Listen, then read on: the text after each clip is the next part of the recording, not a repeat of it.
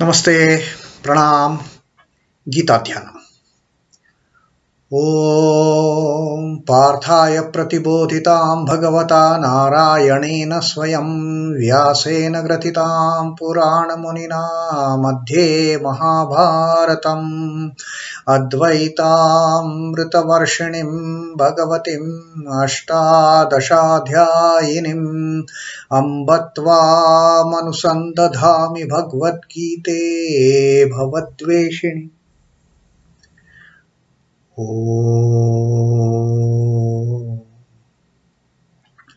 O Bhagavad Gita, with which Lord Narayana himself gave enlightenment to Arjuna, the ancient sage Vyasa included it in the Mahabharata.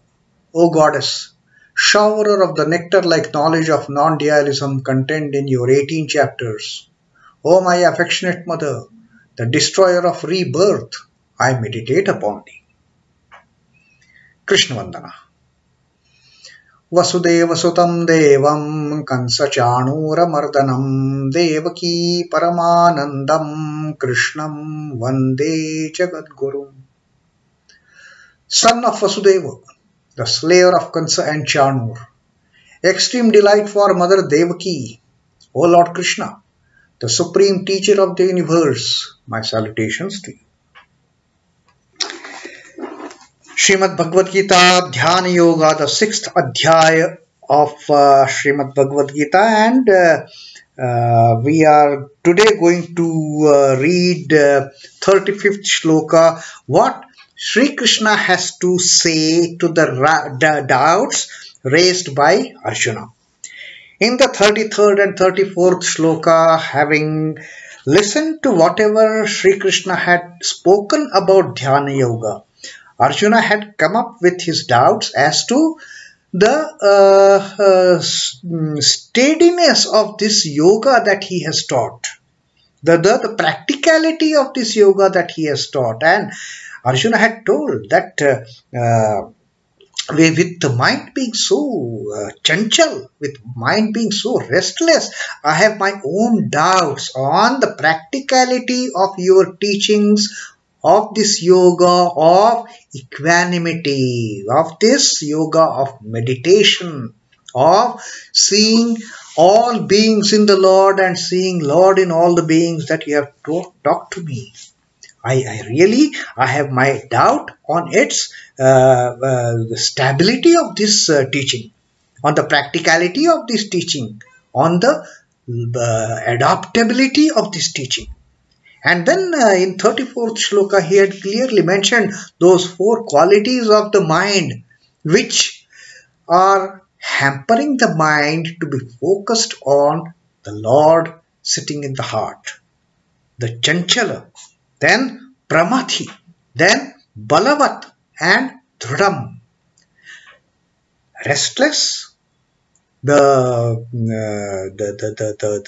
turbulent, extremely strong, and obstinate and adamant.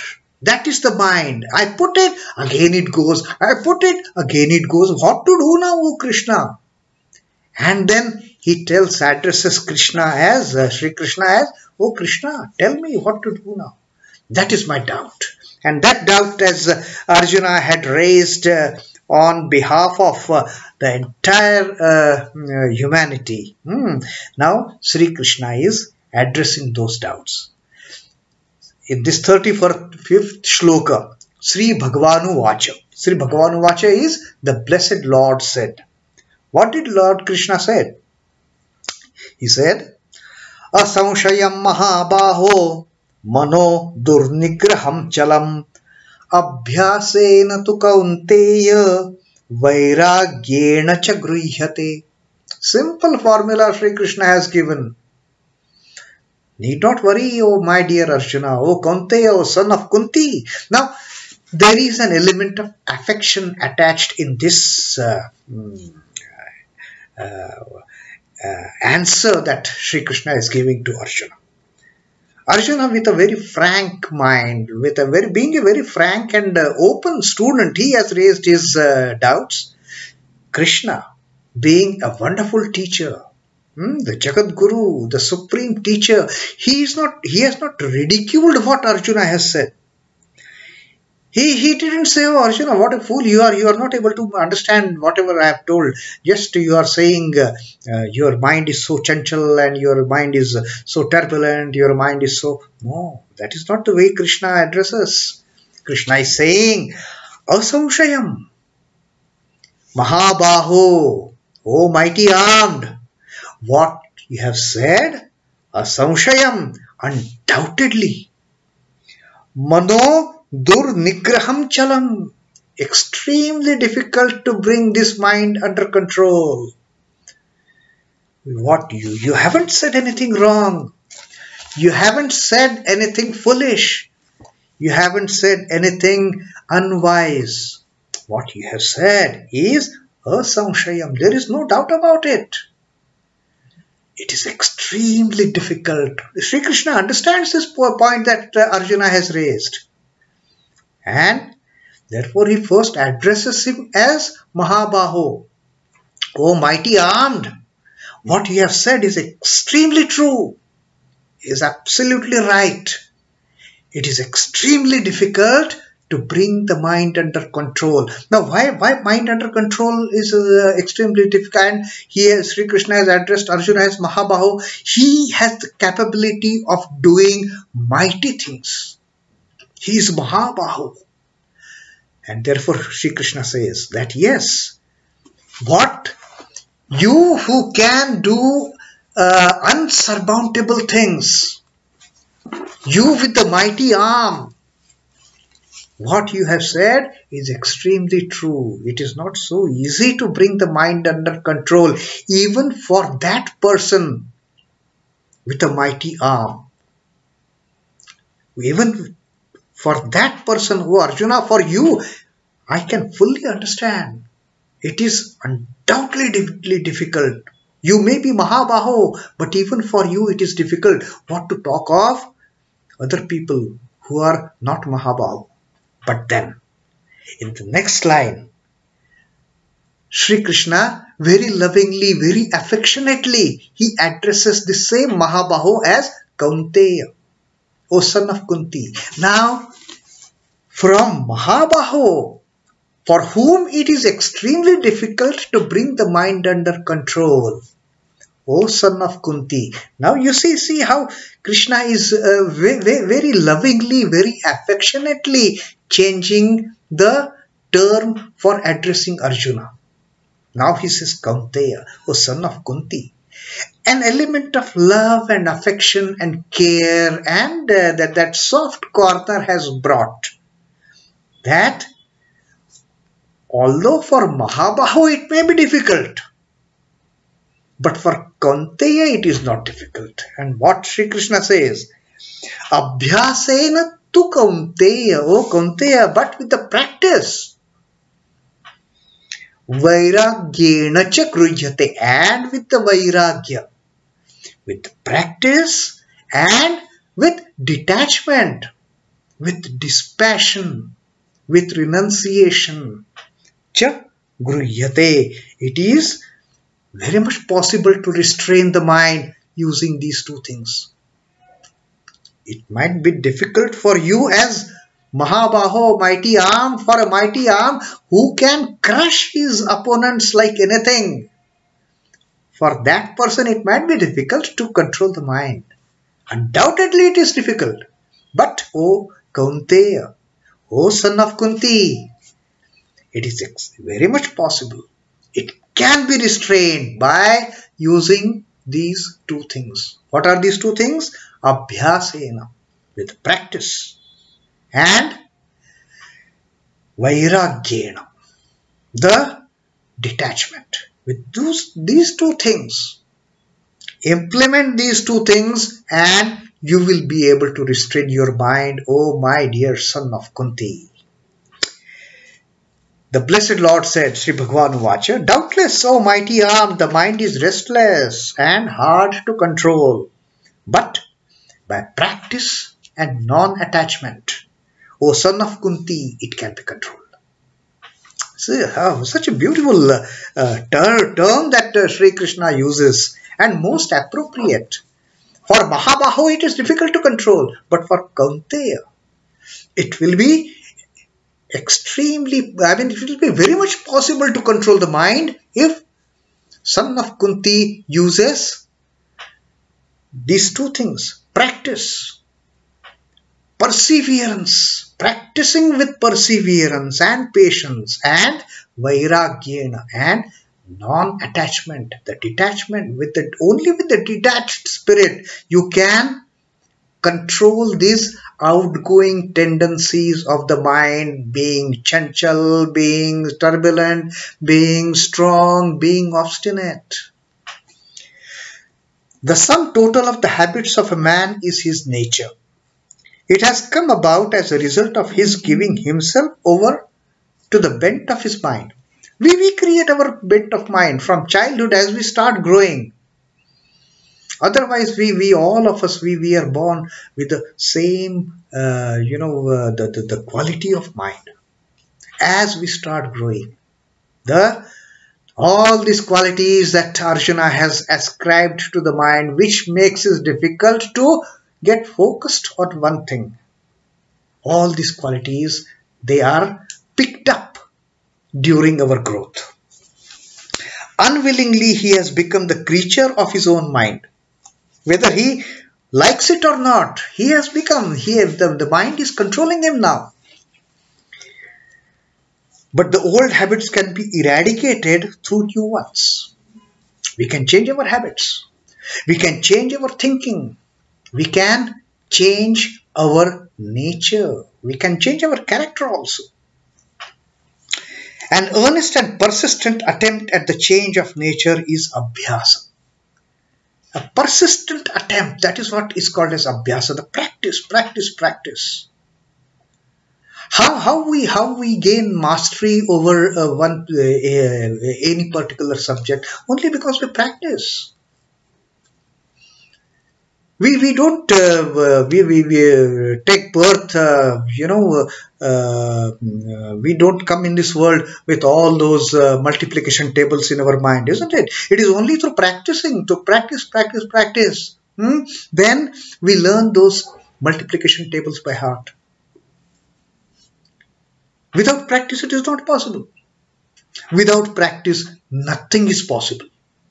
It is only through practice that we gain something. And Sri Krishna therefore says, through practice you can get it. You make an effort. You make persistent effort, that is practice. Perseverance, that is practice. An earnest and persistent attempt is abhyasa or practice. The uncontrollable and restless mind can be controlled and can be made calm through practice. Just try. It happens. Practice is the sure means to this end. To wean the mind from its wanted ways and direct it on the ideal is practice.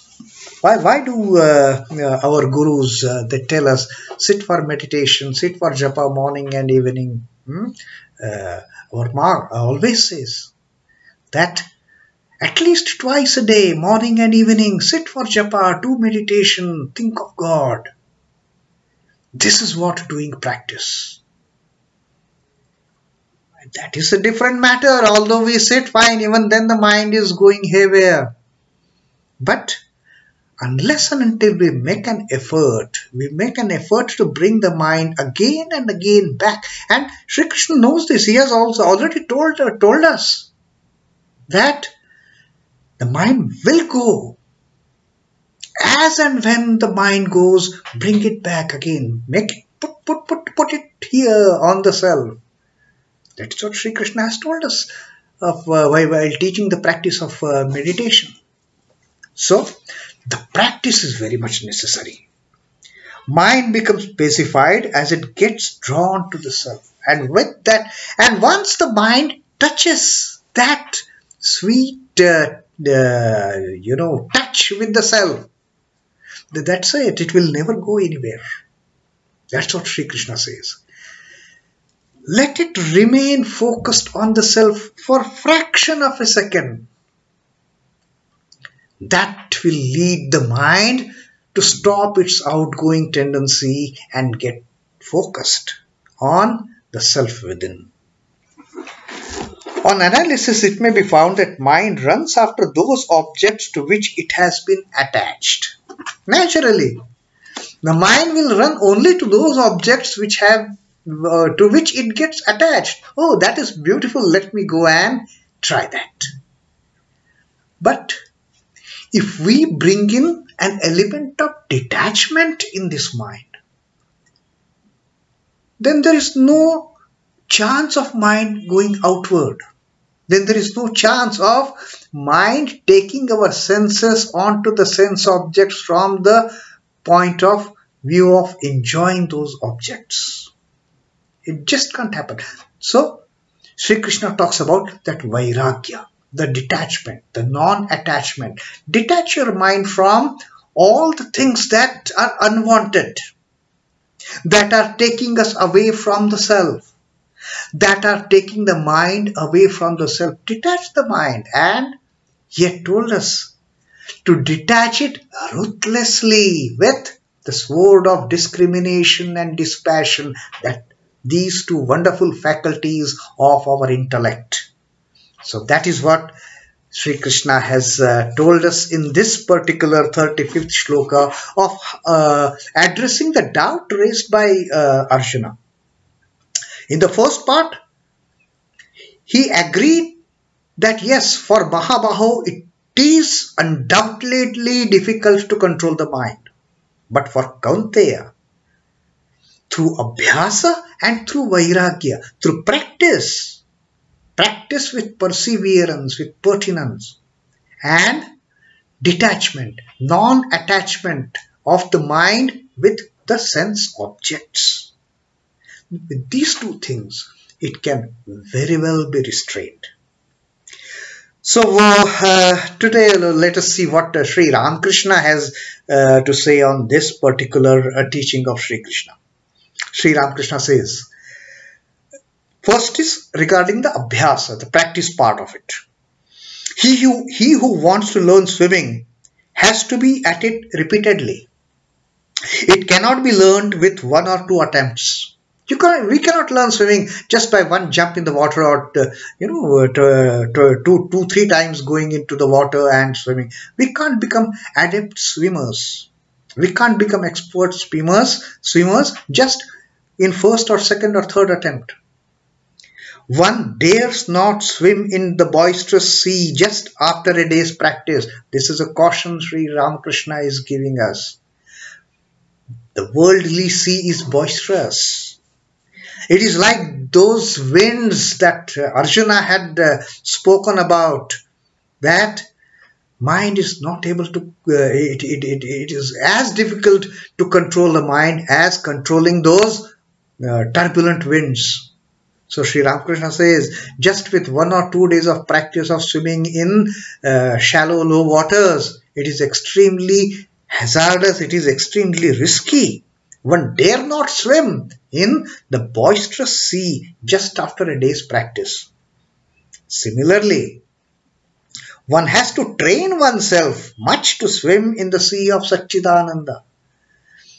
First, make a practice, make abhyasa of swimming in the sea of eternal bliss of Satchidananda. Swim in that sea, ocean of Satchidananda. And then you jump into that boisterous sea of the worldly life. Then that boisterous sea will not do any harm to you. Failure in the first attempt is but natural. You will fail. But with repeated practice, sporting in it becomes possible only through persistent practice. Only when you have tremendous practice of swimming in that sea of Satchidananda, then this swimming in the boisterous water of the worldly affairs is not going to drown us anymore. But that practice is very much essential. Just by trying for a day or two, we can never gain that mastery over swimming.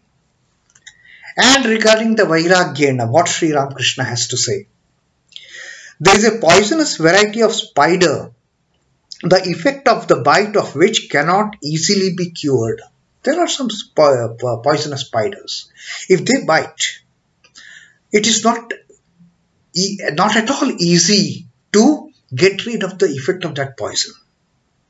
A spell has to be cast first over the patient with the root of turmeric. Otherwise, no medicine will have any effect on the poison. So first, when a spider bites such a person, when a spider injects such poison in the person, first of all, a spell has to be created on that person using the root of turmeric. The worldly man is bitten by the spider of lust and greed.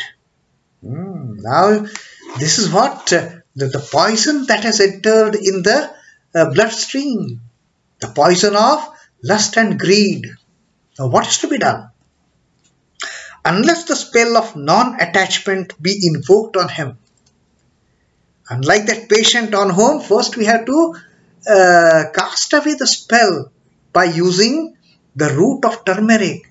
Here it is the spell of non-attachment, the Vairagya that Sri Krishna has spoken about, and having taken away that spell using non-attachment, no spiritual practice of his will ever bear fruit unless and until that non-attachment part is implemented. You implement the non-attachment, and only then will the medicine start working against that poison. It is only through non-attachment that the spiritual practice can gain some fruit. Otherwise, no spiritual practice will ever bear fruit till the time the mind is attached to the sense objects, to the lust and greed. So this is the teaching of Sri Ramakrishna, both in terms of abhyasa and vairagya. So Sri Krishna has clarified the doubt of Arjuna through this shloka, that although it is extremely difficult, O mahā-bāho, the mind can very much be restrained using practice, persistent practice. Do it, do it, do it, do it, do it. And non-attachment. Just don't let the mind get lured by those sense objects. Then it won't tell the senses go and the sense organs, you go and touch those sense objects. So, the practice and non-attachment, the detachment part, these two are the crucial teachings that Sri Krishna has asked us to focus upon while restraining the mind, and then it can be restrained. That's what Sri Krishna says. So that was the beautiful 35th shloka, Sri Krishna teaching Arjuna and Sri Krishna teaching us how to control the mind using abhyasa and vairagya.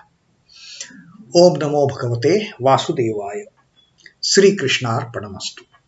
Jai Sri Ramakrishna. Jai Thakur. Jai Ma. Jai Swamiji.